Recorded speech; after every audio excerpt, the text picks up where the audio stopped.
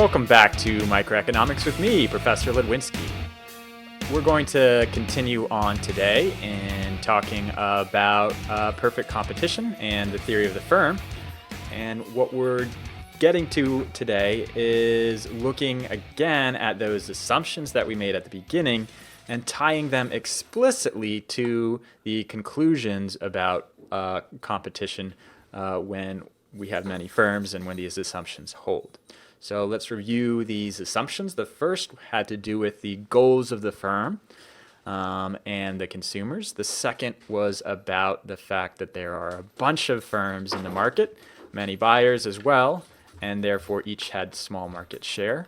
The third was that the products were not differentiated. They were exactly the same. They were identical. The fourth was that firms could enter and exit at will, their mobile resources. And the final one was that all information is known. So what I want you to be able to do is understand which of these assumptions are powering which results. All right, so the first result stems from the profit maximization. Right? This result is that the firm, if they're maximizing their profit, they're going to produce where marginal revenue equals marginal cost. Right? This was the idea that you increase your production if marginal revenue is higher than marginal cost, and you decrease it if it is lower.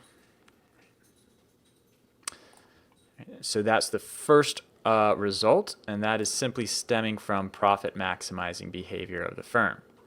This is actually true for any firm structure that we're looking at. Monopolists will do this. This will be true when we're talking about oligopolies as well. What changes in those, just to preview it, is the structure of marginal revenue is a little different in those cases, but maximization principle still holds. So that's the first result.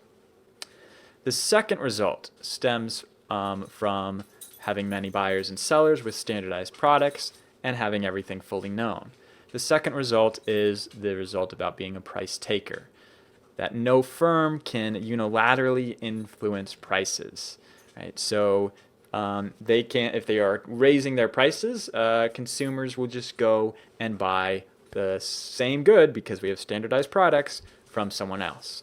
Therefore, what this means is that changing quantity doesn't impact price.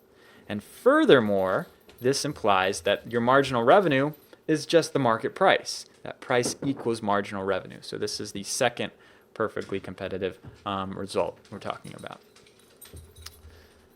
The third result, and to tie it with the first, because marginal revenue equals marginal cost when we're maximizing, then price also will be equal to marginal cost if you're maximizing. So our third result here, stemming from mobile resources, is that the long run profit is going to be zero. So in the long run, we get entry with a positive profit. We get exit with a negative profit. This pushes the kind of price up and down until we hit that point where there's no longer a tendency to enter or exit. And so what we have here is that zero profit condition, that price equals average total cost. And that's stemming from there being mobile resources and that profit maximizing behavior. The fourth result here is that production is going to be efficient. By efficient, we're going to mean that we are producing at the level that minimizes average total cost. So this actually only takes math and the previous results, which stemmed from these four. So result 3 told us that the price had to be average total cost in the long run. Result 2 told us that price is also marginal revenue because you can't influence the price. Result 1 was that price is marginal cost.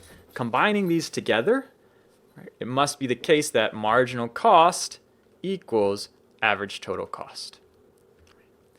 This only happens when average total cost is at its minimum, so it must be that price equals the minimum that you can make this for on average. In other words, we're being as efficient as we can given our level of technology. We're minimizing the cost here.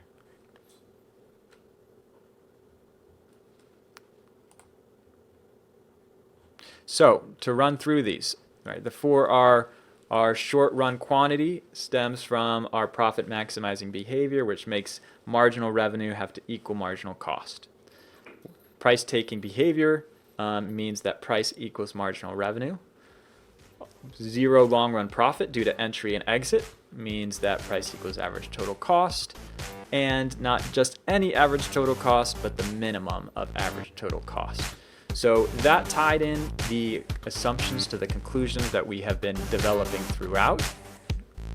And our next video, what I will be discussing is simply producer surplus and wrapping up this unit. So thank you very much for joining me. Hope you're doing well, and leave a comment if you have questions.